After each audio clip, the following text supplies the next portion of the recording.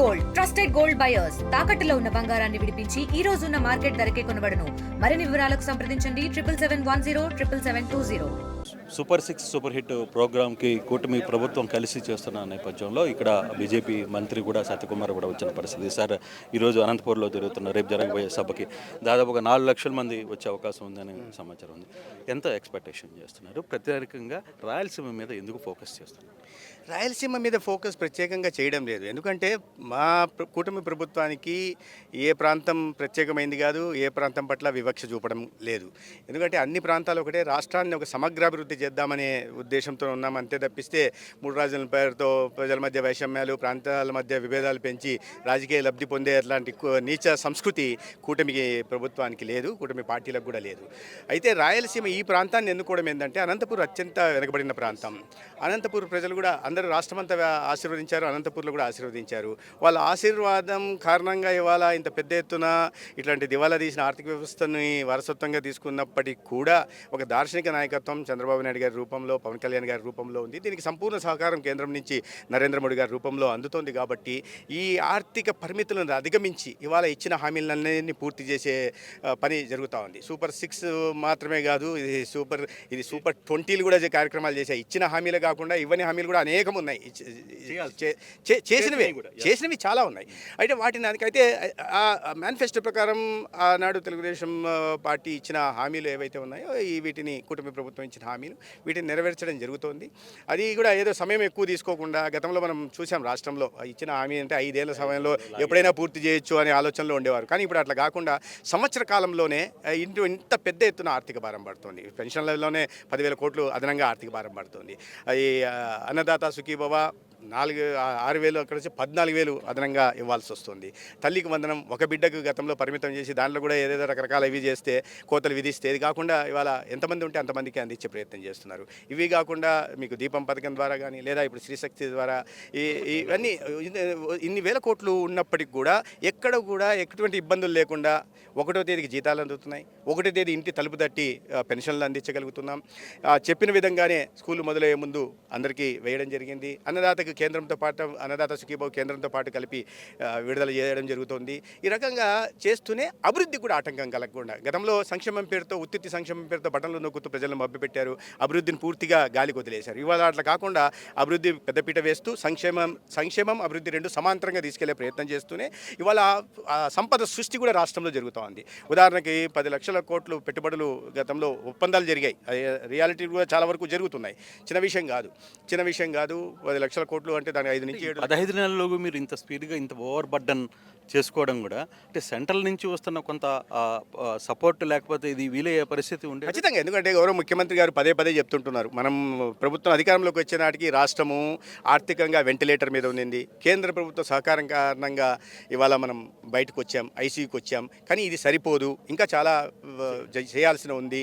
అయితే ఈ ఆర్థిక పరిమితులను దృష్టిలో పెట్టుకుంటూనే అభివృద్ధి మీద, సంపద సృష్టి మీద సృష్టించి ఇవాళ అందుకని అభివృద్ధి రేటు 10.5 వచ్చింది. నేను రాత్రి ముఖ్యమంత్రి గారు కొంతమంది మంత్రులతో మాట్లాడుతూ చెప్తున్నారు కలెక్టర్ కాన్ఫరెన్స్ పెట్టాలని. ఇది ఇంకా ఎందుకు కదా సార్, కన్నాళ్ళ తర్వాత పెడదామంటే వారు అంటున్నారు అట్లా సాధ్యం కాదు. ఎందుకంటే మనం 15% సగటున ఆర్థిక అభివృద్ధి సాధించాలా సాలీనా అనే లక్ష్యం పెట్టుకున్నాం.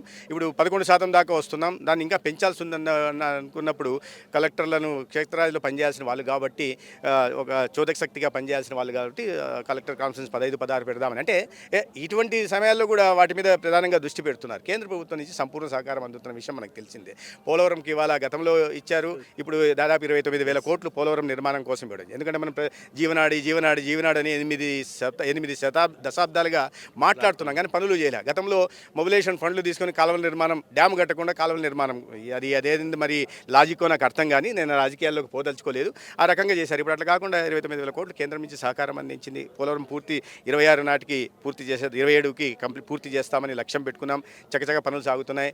రాజధాని అనేది చాలా ప్రధానమైంది. ఎందుకంటే ఏ రాష్ట్రంలో చూసినా ఒక రాజధాని అనేది మీకు రాష్ట్రంలో వస్తున్న రిసోర్సెస్లో ఏవైతే ఉన్నాయో అవి రాజధాని ప్రాంతం నుంచి ఎక్కువ వస్తుంటాయి. కాబట్టి అమరావతి భౌగోళికంగా ఉంది. ప్రజల ఆకాంక్ష కూడా అమరావతిలోనే రాజధాని ఉండాలని, దానికి అనుగుణంగానే ప్రజలు ఓటేశారు. మేము అమరావతికి ఇది పెట్టాం కాబట్టి అమరావతి నిర్మాణం కూడా పెద్ద జరుగుతుంది. దాంట్లో గతంలో ఇచ్చిన 2,500 కోట్లు కానీ, మొన్న సావరిన్ గ్యారెంటీ కేంద్ర ప్రభుత్వమే ఇస్తూ వరల్డ్ బ్యాంక్ నుంచి రుణం కానీ, లేదా అడ్కో నుంచి రుణం కానీ, వీటిని వరల్డ్ బ్యాంక్ రుణాన్ని కేంద్ర ప్రభుత్వమే 15,000 కోట్లు గ్రాంట్ రూపంలో ఇవ్వడం కానీ, ఇవన్నీ కాకుండా అమరావతి చుట్టూ దాదాపు 65,000 కోట్ల పెట్టుబడులతో వివిధ సంస్థలు కానీ, కేంద్ర ప్రభుత్వ సంస్థలు, విద్యా సంస్థలు రావడం, ఇప్పుడు అమరావతి మీద విశ్వాసం కలిగి ప్రధానంగా ఇవాళ రాష్ట్రంలో ఒక దార్శనిక నాయకత్వం ఉంది, చెప్పింది చేసి చూపించే సత్తా కలిగిన నాయకత్వం ఉంది చంద్రబాబు నాయుడు గారి, పవన్ కళ్యాణ్ గారి రూపంలో. కాబట్టి పెట్టుబడిదారులు కూడా ఇవాళ ఒక విశ్వాసం పెరిగింది. దాని కారణంగా పెద్ద ఎత్తున వీళ్ళు భయపెట్టే ప్రయత్నం చేస్తున్నారు. ఏ పెట్టుబడి వస్తుంటే భయపెట్టి తరిమేసే ప్రయత్నం చేస్తున్నారు. కానీ ఇంకా మెయిల్స్ మెయిల్ కంప్లైంట్స్ మెయిల్ చేస్తున్నారు, అంటే దొడ్డిదారులు మెయిల్ పంపడం, ఇట్లాంటి అంటే ఇటువంటి ఒక రాష్ట్రం మీద, రాష్ట్ర ప్రజల మీద ఇటువంటి కుతంత్రాలు, కుట్రలు చేయగలరా? రాజకీయాల కోసం చేయొచ్చు. మీరు ప్రతిపక్ష అధికార పార్టీ మీద ఏదైనా చెప్పచ్చు, మాట్లాడచ్చు, విమర్శలు చేయొచ్చు, తప్పు చేస్తే దాన్ని ఎత్తి చూపచ్చు, ఒక చివరికి దిగజారి అసత్య ప్రచారాలు చేసి అవి కూడా చేసుకోవచ్చు. కానీ అభివృద్ధిని ఆపడానికి మెయిల్లు పంపడం, ఈ పరిస్థితి ఉంది, ఆ పరిస్థితి ఉంది, వాళ్ళు చేసిన అప్పుల్ని ఇప్పుడు చూపించి ఈ పరిస్థితి ఉంది, మీరు ముందుకు సాగదు, లేదా బెదిరించడం, బ్లాక్మెయిల్ చేయడం. మళ్ళీ మేము వస్తే ఇప్పుడు మెడికల్ కాలేజ్ పీపీ మోడ్లో నిర్మిస్తుంటే వాటిని అన్నింటినీ మనం మీరు వచ్చేది లేదు. సార్, ఇప్పుడు మెడికల్ సబ్జెక్ట్ ఫైనల్గా ఒకటి, మీరు ఈరోజు ఛాలెంజ్ కూడా డిసైడ్ అవుతున్నారు. మీరు బహిరంగ చర్చకి రండి, నేను ఎందుకు ఇది జరగట్లేదు, మీరు ఎందుకు చేయలేకపోతున్నారు అంటే ఎందుకు మీరు అంత సుదీర్ఘంగా దీని మీద పర్టికులర్గా ఛాలెంజ్ దాకా వెళ్ళాల్సిన పరిస్థితి? ఎందుకంటే మాకు చిత్తశుద్ధి ఉంది. ఈ రాష్ట్రంలో కేంద్ర ప్రభుత్వం, నరేంద్ర మోడీ గారి ప్రభుత్వం వచ్చిన తర్వాత 380 నుంచి 780 కాలేజీలు పెరిగాయి, మెడికల్ కాలేజీలు. ఇప్పుడు 80,000 నుంచి 1,48,000కి యూజీ సీట్లు పెరిగాయి, 56,000 నుంచి 90,000కి పీజీ సీట్లు పెరిగాయి. అంటే వైద్య విద్య మీద ప్రధానంగా దృష్టి పెట్టున్నాం. ఎందుకంటే మనకు నిష్పత్తిలో చూస్తే చాలా తక్కువగా ఉన్నాం, వెనకబడి ఉన్నాం. అందుకని కేంద్ర ప్రభుత్వం గతంలో 17 కాలేజీలు ఆంధ్రప్రదేశ్కి మంజూరు చేసి, నబార్డ్ కింద 11 కళాశాలని, సెంట్రల్ స్పాన్సర్ స్కీమ్ కింద 3 కళాశాలని, శాస్కీ కింద 3 కళాశాలను నిర్మాణం పూర్తి చేయమని ఇస్తే 8,450 కోట్లు ఖర్చు పెట్టాల్సి వస్తే కేవలం 1,450 కోట్లు మాత్రమే ఖర్చు పెట్టి, దాంట్లో 700 కోట్లు బకాయిలు పెట్టి, ఆ 700 కోట్లు కూడా నబార్డు నుంచి వచ్చిన రుణమో లేదా సెంట్రల్ స్పాన్సర్స్ కింద వచ్చిన డబ్బులను, గ్రాంట్ను తీసుకొని కట్టారు తప్పిస్తే రాష్ట్ర ప్రభుత్వం నుంచి ఒక్క రూపాయి కూడా చెల్లించలేదు. ఇవాళ వాళ్ళు మాట్లాడుతున్నారు, అసలు 5 సంవత్సరాలు మీరు నిద్రపోయి మా దగ్గర అల్లావుద్దీన్ అద్భుత దీపం ఉందా ఓవర్నైట్ చేయడానికి? కానీ మీరు ప్రజలకి అందాల్సిన, పేదలకు అందాల్సిన వైద్యాన్ని కార్పొరేట్ సంస్థలకు అప్పచెప్తారనేది జగన్ లాంటి వ్యక్తులు మాట్లాడుతున్నారు కదా. అంటే జగన్ గారికి అవగాహన రాహిత్యం ఉంది అనే విషయం ఇప్పుడు అర్థమైంది. ఇటువంటి వ్యక్తి ముఖ్యమంత్రిగా 5 ఏళ్ళు ఎలా చేశాడో నాకు అర్థం కాలేదు. పీపీపీ మోడ్లో అంటున్నాం. మీరు హైవేల నిర్మాణం జరుగుతోంది, అది పీపీపీ మోడ్లోనే జరుగుతాయి, బీఓటీలో జరుగుతాయి. ఇప్పుడు హైదరాబాద్లో అద్భుతమైన ఎయిర్పోర్ట్ జరిగింది, అది కూడా బీఓటీ దీంట్లోనే జరిగింది. యాజమాన్య హక్కులు ప్రభుత్వం దగ్గరే ఉంటాయి. ఇవాళ కూడా మేము కూడా ఫైనాన్స్, బిల్డ్, ఆపరేట్, ట్రాన్స్ఫర్ విధానంలో తీసుకొస్తున్నాం, ప్రైవేట్ ప్లేయర్లను తీసుకొస్తున్నాం. ఎందుకంటే ఆర్థిక పరిమితులు ఉన్నాయి.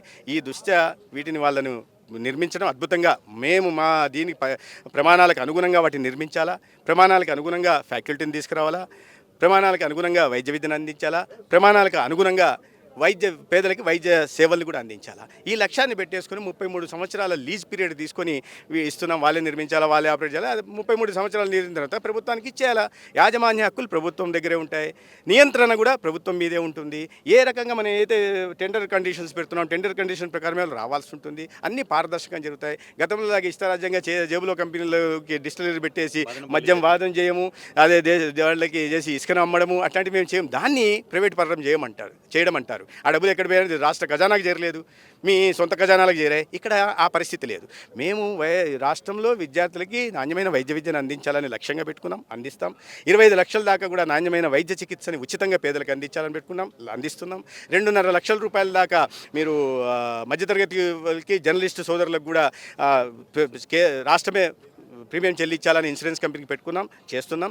ఏ రాష్ట్రంలో గతంలో ఏనాడు లేని విధంగా, దేశంలో ఏ రాష్ట్రం అవలంబించని విధంగా ఇవాళ 25 లక్షల దాకా హైబ్రిడ్ మోడ్లో, 2.5 లక్షల దాకా ఇన్సూరెన్స్ మోడ్లో, ప్రధానమంత్రి జన ఆరోగ్య యోజన కింద 5 లక్షల దాకా, దానిపైన 25 లక్షల దాకా కూడా నాణ్యమైన వైద్య సేవల్ని పేదలకు అందించడం, ఉచితంగా అందించడం. అతి ఖరీదైన క్యాన్సర్, దీనికి ఇవాళ బోన్ మ్యారో అన్నీ ప్రతిదీ చేస్తున్నాం. అతి ల్యూకేమియా కూడా అందిస్తున్నాం. కాబట్టి ఒక ఆరోగ్య సంరక్షణ ఒకవైపు నివారణ చర్యలు తీసుకుంటూనే, ఒకవైపు ప్రివెంటివ్ మెజర్స్ తీసుకుంటూనే, రెండవ వైపు ఒకేలా ప్రాథమిక దశలో గుర్తించే ప్రయత్నం పరీక్షల ద్వారా చేస్తూనే, మూడో వైపు దాని మీద బారిన పడిన వాళ్ళకి 25 లక్షల దాకా ఉచితంగా సేవలు అందించాలి. ఇప్పుడు విద్యార్థులకు వచ్చిన సమస్య ఏం లేదు. గతంలో లాగా మీరు తీసుకొచ్చినప్పుడు ఈ 6 కాలేజీలో ఏ విధానం అవలంబన అవుతుందో, కన్వీనర్ కోట, మేనేజ్మెంట్ కోట, ఎన్ఆర్ఐ కోట అదే ఉంటుంది ఇక్కడ. కాబట్టి కొత్తగా మేము దాంట్లో ఏం మార్పులు చేయట్లేదు.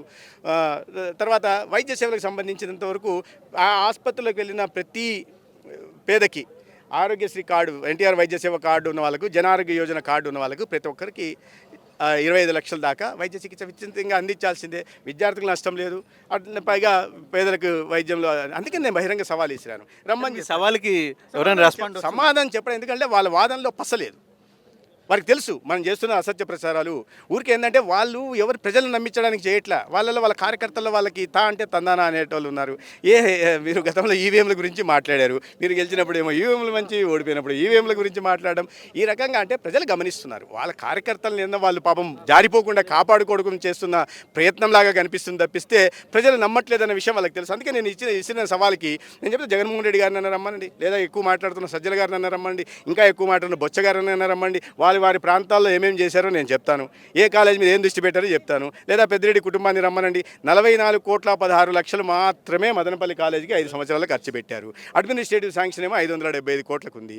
575 కోట్లు, 44 కోట్లు, 45 కోట్లు ఖర్చు పెట్టి అద్భుతమైన కళాశాల నిర్మించామంటే ఒక ఆయన ఆ పార్టీకి సంబంధించిన ఆయన చెప్పాడు, హిమంగస్ బిల్డింగ్స్ నిర్మించాము. నేను ఆశ్చర్యపోయి హిమంగస్ బిల్డింగ్స్ ఎక్కడున్నాయి రా అని. ఎక్కడ చూసినా పునాదులు తవ్వినాయి. పునాదులు తవ్వి హిమంగస్ బిల్డింగ్ అనేది ఎలా సాధ్యమవుతుందో నాకు తెలియదు. ఆయన ప్రాతినిధ్యం వహిస్తున్న గిరిజన ట్రైబల్ ఏరియాలో పార్వతీపురంలో అయితే టెండర్ కూడా టెండర్ పిలవకుండా హిమంగస్ బిల్డింగ్స్ ఎలా సాధ్యమవుతాయో నాకు తెలియదు, వాళ్ళే సమాధానం చెప్పాలి. ఇది సత్యకుమార్ అయితే చాలా క్లియర్గా చెప్తున్నారు. ఏదైతే మెడికల్ వైద్య సేవలకు సంబంధించిన కళాశాలలకు సంబంధించిన తాను చేసిన ఛాలెంజ్కి ఈ రోజు కూడా వైసీపీ నుంచి ఎవరు రావట్లేదు. జగనైనా రావచ్చు, సజ్జలైనా రావచ్చు, ఇంకో వ్యక్తి అయినా రావచ్చు, ఎవరైనా సరే రావడానికి సిద్ధం, నేను బహిరంగ చర్చకి సిద్ధం అని చెప్పి సత్యకుమార్ చెప్తున్న పరిస్థితి. రేపు జరగబోయే సభ సూపర్ హిట్ అవుతుంది. అనంతపురం జిల్లాలో ఎప్పుడూ జరిగిన ఈ సభ ఇది కాబోతుంది అని కూడా ఆయన చెప్తున్న పరిస్థితి. తెలుగులో న్యూస్ కి ఫాస్టెస్ట్ యాప్ ఇప్పుడు టోటలీ న్యూ అవతార్లో జస్ట్ 5 seconds లో కంప్లీట్ న్యూస్. సోషల్ మీడియాలో ట్రెండ్స్ కి one stop solution. Live TV app voice search option తో ఇప్పుడే డౌన్లోడ్ చేయండి లేదా అప్డేట్ అయిపోండి. యాప్ లింక్ డిస్క్రిప్షన్ లో ఉంది.